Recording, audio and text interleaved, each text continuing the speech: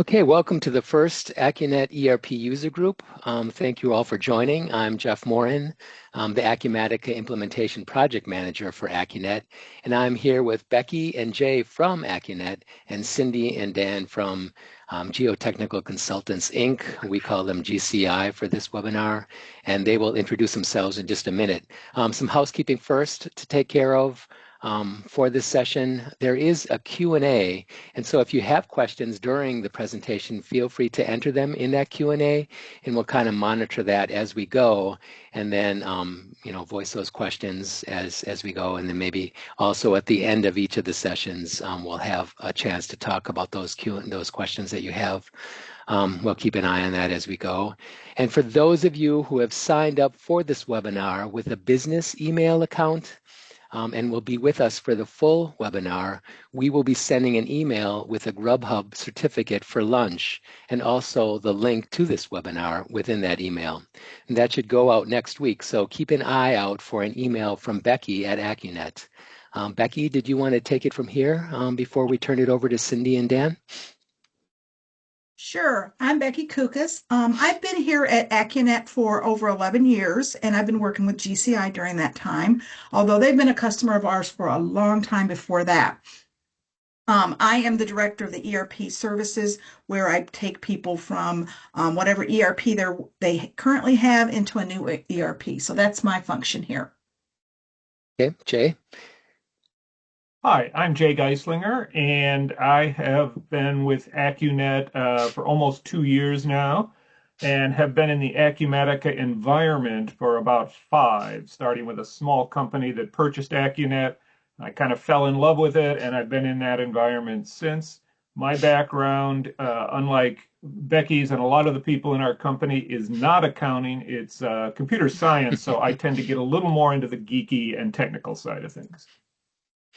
Thanks, Jay. And then Cindy, you want to introduce yourself and Yeah, your team? hi. I'm Cindy Brass from Geotechnical Consultants. I've been with GCI for 35 years now. I'm currently the COO, Chief Operating Officer, and I've got Dan here, who's I've transitioned from CFO, and he's our current CFO. So, Dan.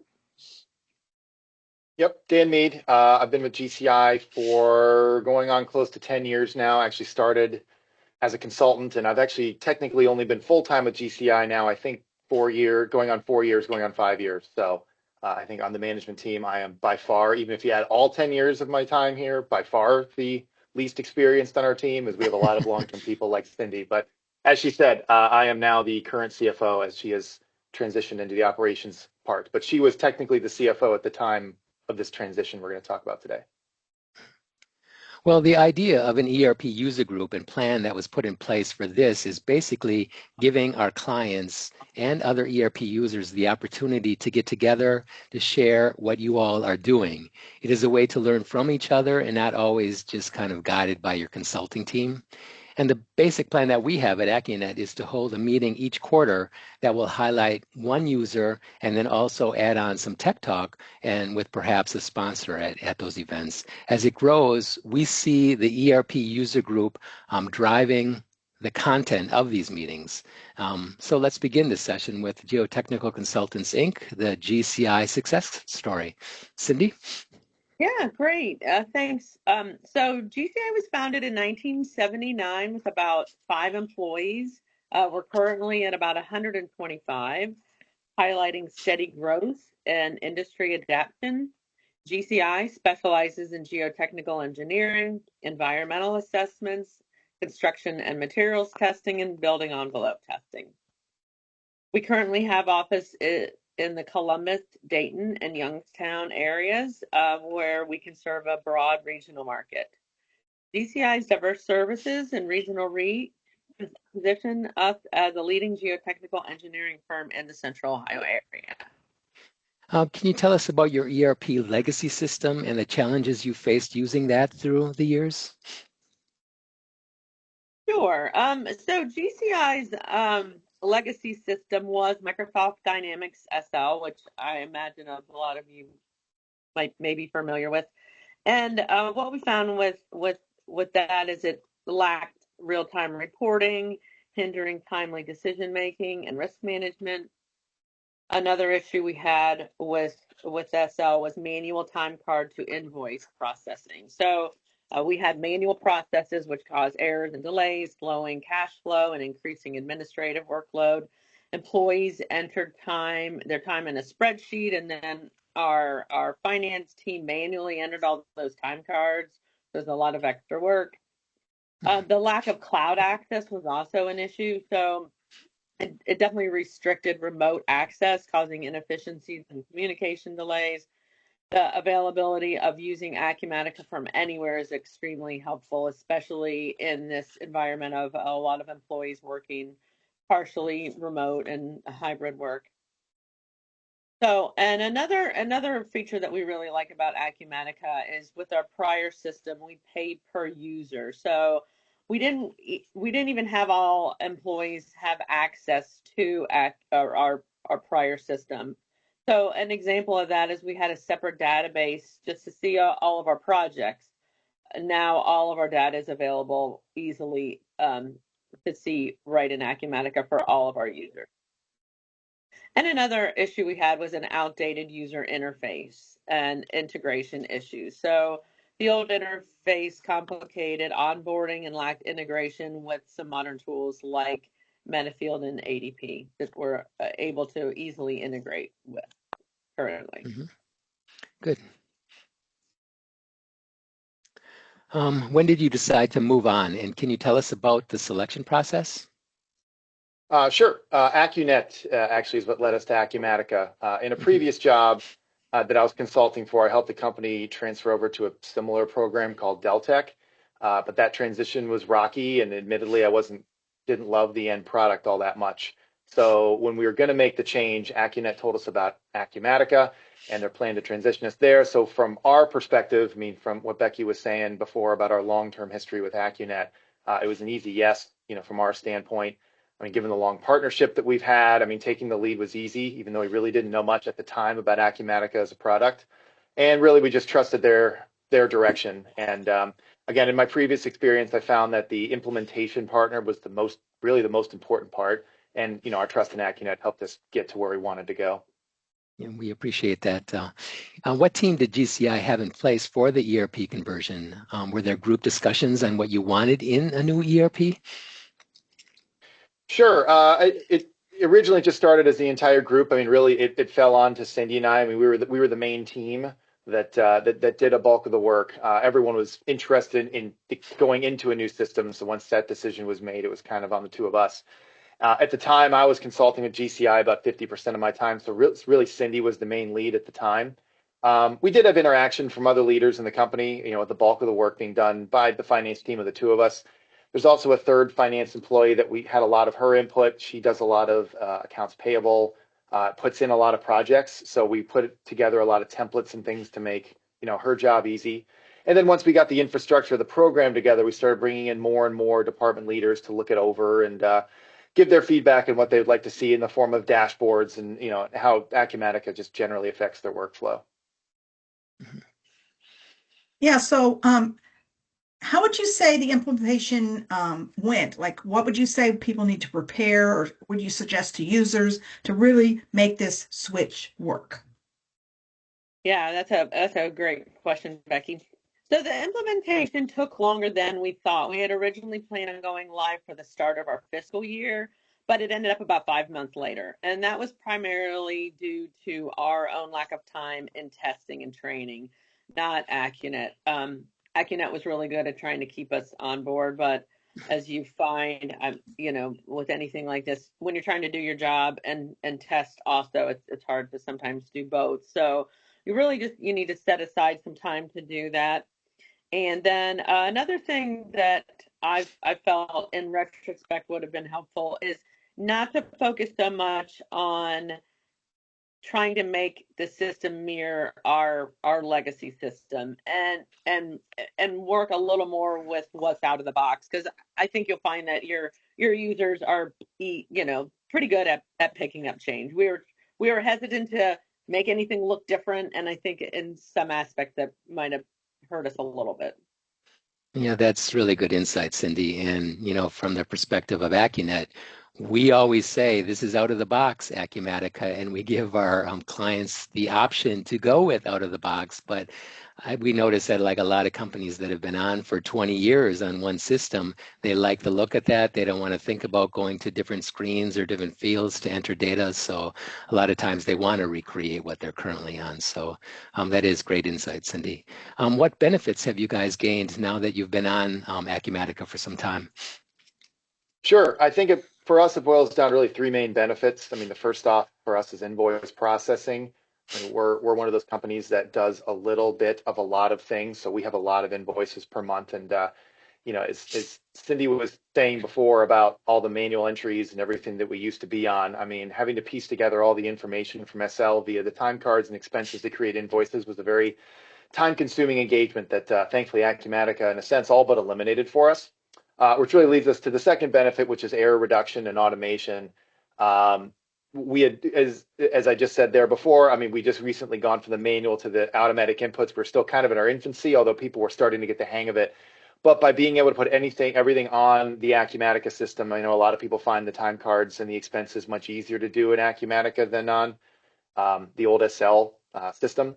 But either way, under the old SL system, when I had to go through and do invoicing, I'd have to print out this report of these detailed invoices, which is about, give or take, about 350 to 400 pages per month, and comb through each one of them and make sure everything looked okay. And if there's changes, I had to go back to the system, make the changes, and it was just a really long, arduous process that the nice thing was once Acumatica came around, and really one of the huge benefits for it is everything is just right there on the screen. So instead of again going through these pieces of paper, which of course caused a ton of waste and everything that we were able to get rid of, I can just do everything electronically, and I can just click through, go through each invoice, and also being able to make the changes at the source. So if I see an issue, I can click on it. I can go to someone's time card, make the changes there, redo it. Everything is done. It just really cuts down on the time. And with that, one of the things that also helps is for our project managers. One of the constant things that's happening between myself and another financial person that works here is that these project managers come to us all the time saying, hey, what's our progress billings? How many expenses we have at this point? How many invoices have we sent out? Can you show me those invoices? It just doesn't sound like much, but that would really just kind of pile onto our day. And now everyone knows where the projects are. They know where the invoices are housed. They know where all the financial data is, so they can just see it all right and right there, so they don't have to bother us. It cuts down on time. It cuts down everything, and I know everyone's been really happy with that. And then the third factor is the secure and remote access. I mean, having secure access to the cloud and not having to go through multiple channels to get logged into your desktop, which was needed for SL when we had to download SL onto everyone's laptop if they had it, was just a lot to go through. And especially after COVID, as our workforce got a little bit more remote, or at least wanted the ability to be more remote, it really reduced unnecessary trips to the office. I mean, we do have dual forms of authentication to get on the system, but the fact that we find that it's much safer, we can get to it from anywhere, and we feel that our data is protected. Is been we've been much more nimble with Acumatica, which we're very happy with.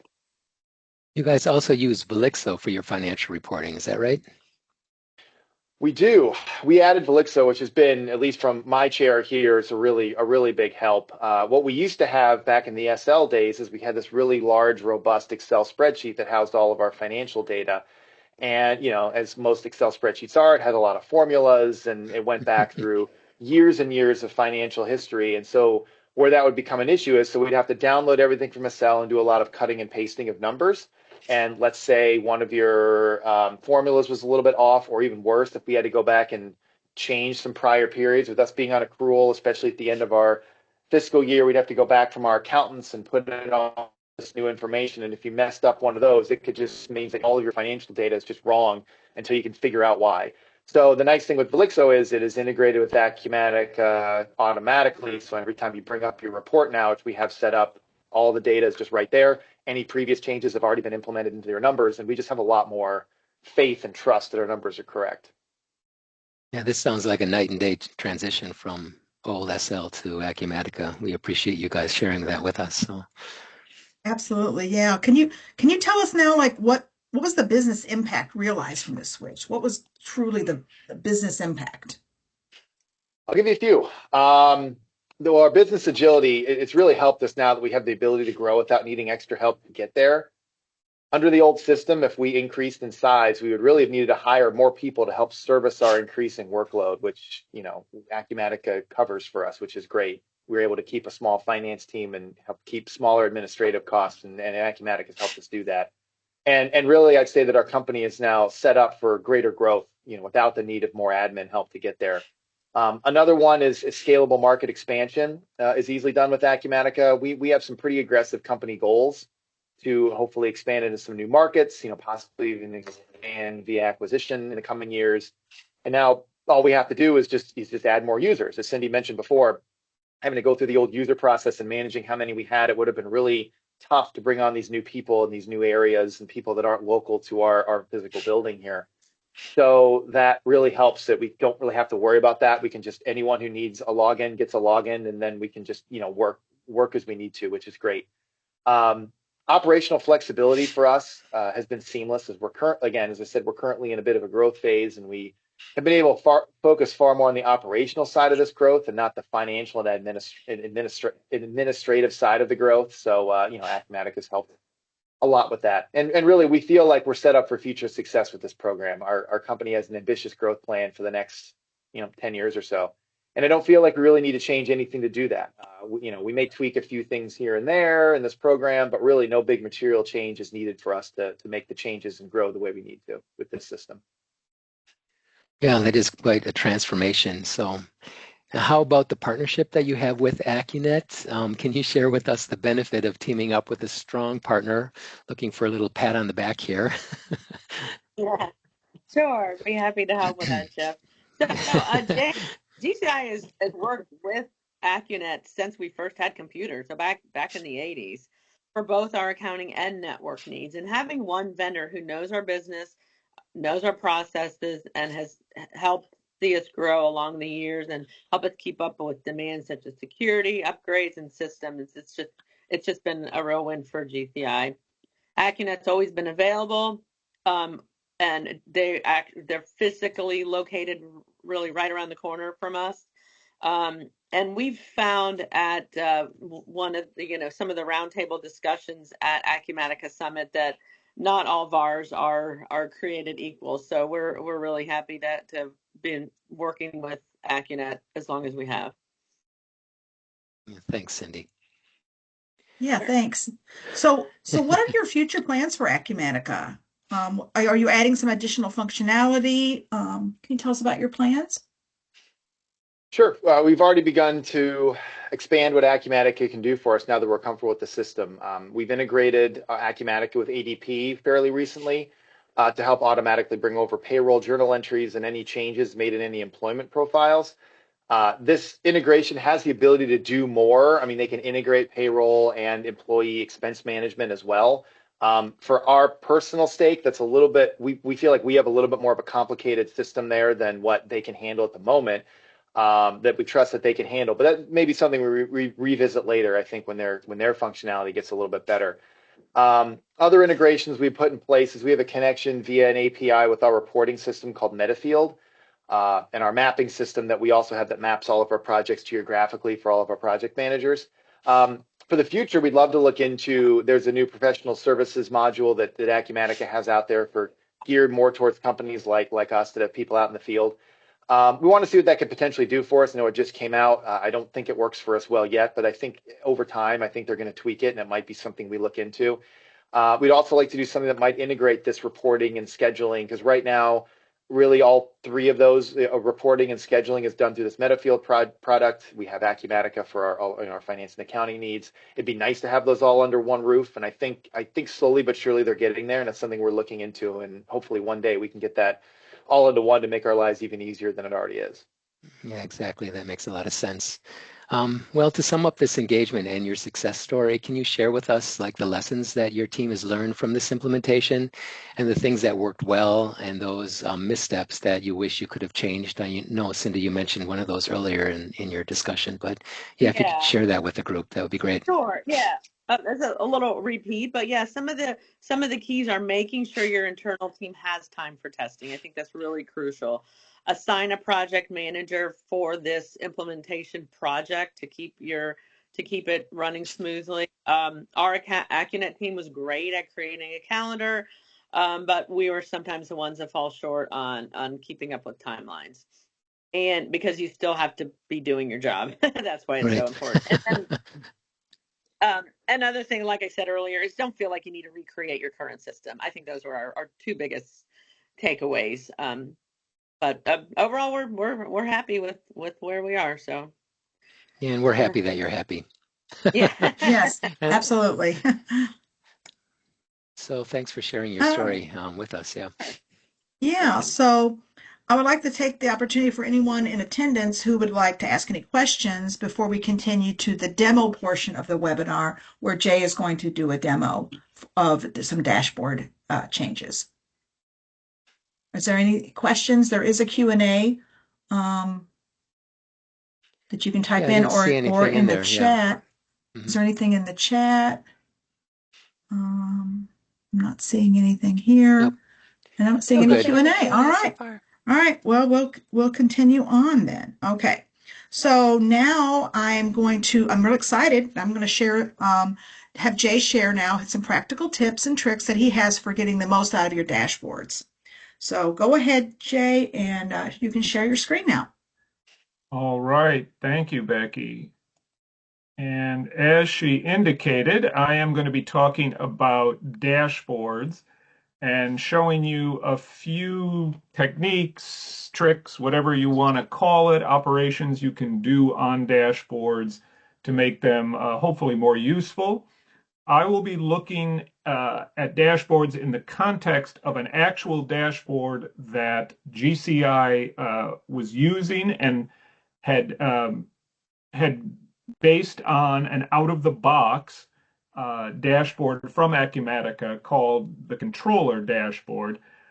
They had made a few changes and they wanted some additional changes, which we're actually in the process of doing, and some of which you'll see here. I just want to make a note that the more astute among you may have noticed this says Acunet and not GCI. To protect the proprietary business information of the company, we are not using their system. So I downloaded the dashboard and brought it over into our demo system here. But it is the same dashboard structurally. And Acumatica does make it fairly easy to move dashboards. You can export them. It brings in, as XML, and then you just bring it into the other system. It includes all the widgets. One word of caution, though, it doesn't bring over the underlying generic inquiries or GIs automatically, so you might have to bring those over. There is a very sneaky way you can do it all in one, but that's the subject for another tips and tricks someday. So anyway, just to step in here for a minute, Jay, just to also say that even though it says Acunet, this is not our data as well. Acumatica provides in a demo environment a whole bunch of data that's just made up just so that we can show off, you know, when we do show the product itself. So, you know, this isn't our AR. Good point. And it's not our income, even though that is nice. Yeah. Although I'm glad we're not $9.44 million behind in collections, so that's a good thing. Exactly. Yep. So there were a couple things that Dan and Cindy had requested of us. One is to change a couple of these KPIs. The KPIs, or key performance indicator boxes, are some of the most common what are called widgets or objects on a dashboard that appear in Acumatica. And they're nice because they can very quickly capsulize information like some numeric value, a title, and then the colors are very handy to indicate whether something is okay, on its way to being a problem, or in an alarm state. And I'll show you briefly how we can set those thresholds. So there were a couple things they wanted, and I'm going to first show you the underlying generic inquiry that this widget uses. And in fact, all of the ones relating to invoices that are overdue are based on the same generic inquiry. And the nice thing in well, many nice things, but in dashboards in Acumatica, if you click on the widget, you're automatically taken to the underlying inquiry that feeds it. So this is something called DBAR Customer Summary, and it has these, it has all the customers, but it also has these various columns that show how much is overdue, how many invoices for that company are overdue by either 30 days, 30 to 60 days, 60 to 90, or over 90 days. So important information. And one of the things the CFO asked for is right out of the box, what it shows is the number of overdue invoices. And while that might give you some value, what they really wanted was the amount, right? That's what CFOs want, is how much money are we behind or losing or have potential to get.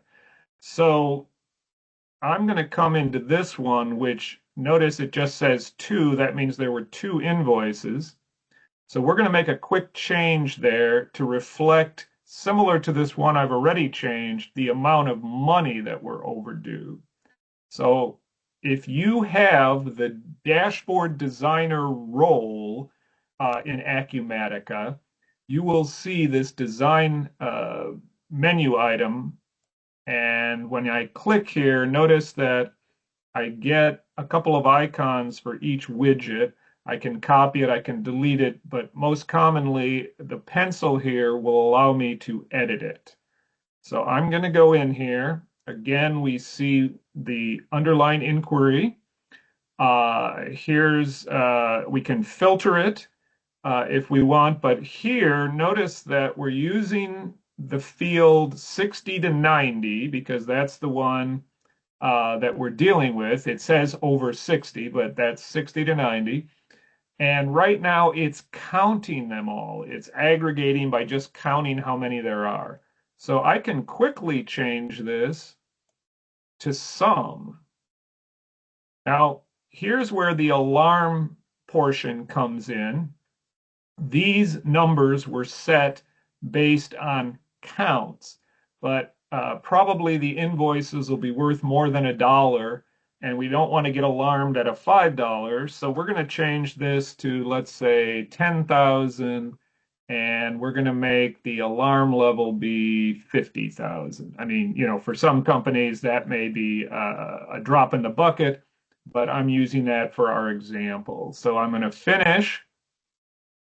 Now this design button acts kind of like a toggle. When I click on it again, I go back into the live version.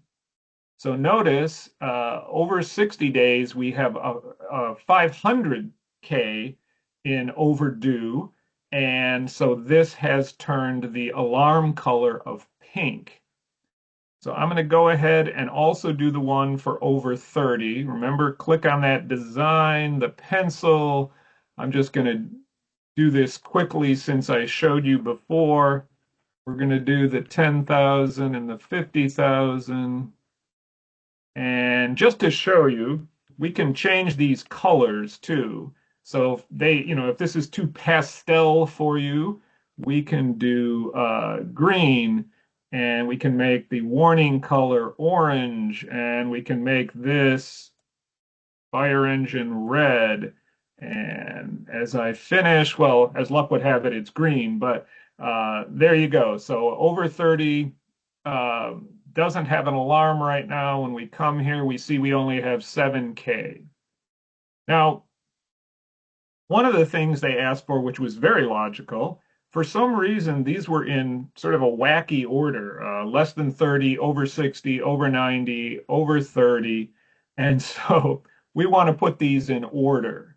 So in Acumatica, the way you change things around a lot of times is by just dragging it here to these boxes that appear throughout that says add a new widget, or you can copy another widget.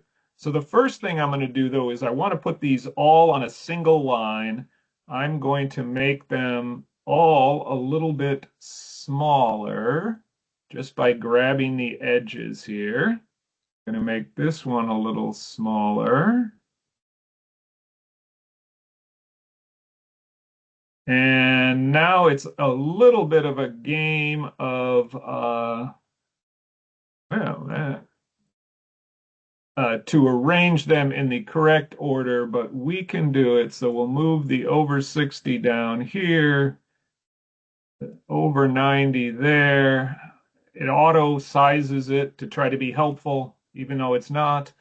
Over 30, over 60. Drag that over. And fortunately, we have the place to add a new one right there. And voila, we now have them in order, less than 30, over 60, over 90. So we've made two changes here. If I click that, we've moved from a count of overdue invoices to quantities. We've rearranged it. And in at least this case, we've changed the color, all pretty quickly and fairly easily. Besides the KPI, there's a variety of widgets that you can use to display your data. We've got 3 of them here. This is a bar graph, of course. This one is a line graph. And this is a table of information, but fairly concisely displayed. And so notice this one is called subaccount income. And basically, it's the amount of income by financial period per subaccount. Now, I guess because it was probably written in 2022 or created, the controller dashboard had all the data from 2022. So one of my colleagues, Kathleen, who's actually on line, fielding all those questions, so don't hesitate to send them in, changed it to be all 2025. So let's take a look at some of the different ways we can specify exactly which periods we want to display. So if I go back into design, I click that pencil. Now notice this one's inquiry screen is something called subaccount GI, which I just happen to already have open. And it looks just like the one that's over there. Now, one thing to note is that I added these parameters to indicate a start period and an end period. So let's say I only wanted to see the beginning of the month, the first quarter. Not the beginning of the month, excuse me, the beginning of the year. We want to just see the first quarter's data. So that would be 01-2025 to 03-2025. And notice now it doesn't show anything later than March. I'm going to go back, though, and put this to 12-2025.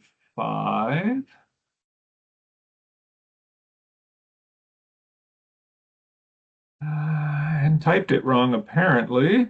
So I'm just going to select it. That's always safe. And notice it brought the data back here. There's nothing in 12, but we have 5 and 11 still. All right, let's go back to our friend, the dashboard. So this is where the data is coming from. We can also filter the data. So all of the data from that GI will come in. And there's a couple ways we can do this. One is just to sort of hard code it. I said I want the financial period to be everything that's greater than, and of course it always wants to make that smaller, but the value of 1-2025. So everything from the beginning of the year to now. And so if I say OK and finish, that's why when I click the toggle to design, it's showing us all. But let's say we just wanted to see, again, the first period. So I come in here and on the filter settings, this is similar to like the conditions tab in a GI. So you're giving additional constraints to filter the results. So I could just come in here and change that to be 3/2024 again. So that would be similar to what we did in the GI. And lo and behold, it did not change that. And I'm wondering, did I forget something was there already? Yes. So, well, wait, no, that shouldn't matter yet. So if I come to the filter, oh, that's greater than 325. Okay. So we want everything less than or equal to 325. Sorry, folks. And okay, well, that's what happens when you go off script. So let me continue with the really interesting way to do things. And meanwhile, I'll figure out why that didn't work out exactly the way I planned it to. So in addition to well, one of the ways you can filter, and this is really cool, is we can undo this one and we can click these and make them active. I've already created these, but you can, if you click this button here that says use parameter, I can say I want everything where the financial period is greater than or equal to, and this value is called beginning period, and I want the financial period to be less than or equal to, again, using the parameter, ending period. And I say, okay. Now the question is, where does that period come from, or those parameters? And I will show you. That's these parameters up here. And I'll show you in a minute where you make that. But I can now go back to the first quarter. And notice it's only returning those values. Now, where did these parameters come from? I added them. You can't do that right on here, but if you go to dashboards and look it up, in addition to these other two tabs, there's something called parameters, and I can define that. And I call one of them the beginning period and one of them the ending period, and I can give it a default value so that by default, I'm showing everything for the year. But just by changing these, I can just show, for instance, everything in February or the second period. So the nice thing about doing this, as opposed to coming in here and changing the filter, like we did here, is that you don't have to hard code it in every time you want to change. It's right here on the dashboard, and I can change it whenever I want. And a user can change it. They don't have to have the ability to design the dashboard. They can just come in here and use the parameters that were given. So abbreviated whirlwind demonstration of some of the fun things you can do with dashboards.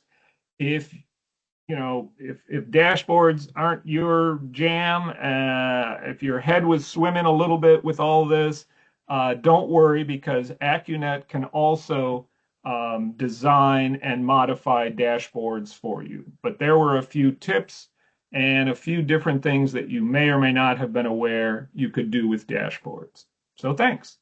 And thank you, Jay, for doing that for the group. Again, this is a user group, and there's some content in here that is appropriate for just about everybody that attends. Some of this might be too technical, but the point of a dashboard is, for those of you who work in accounting, know that you have constant requests for reports and data that our employees need to do their job.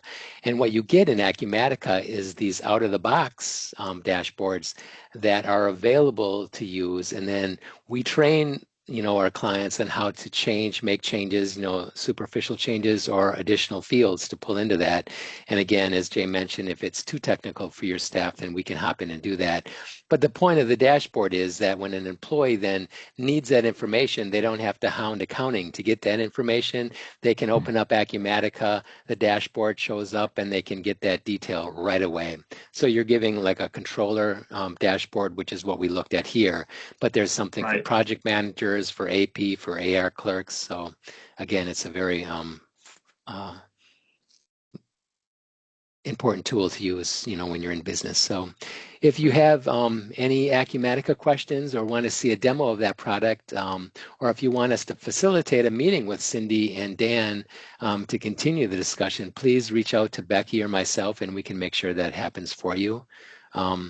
Thanks again, team, for sharing your information. Cindy and Dan, for opening up your company, and your whole process flow is just fantastic. Right or wrong, it's something that everybody can learn from, exactly what a client has gone through. So we thank you for that.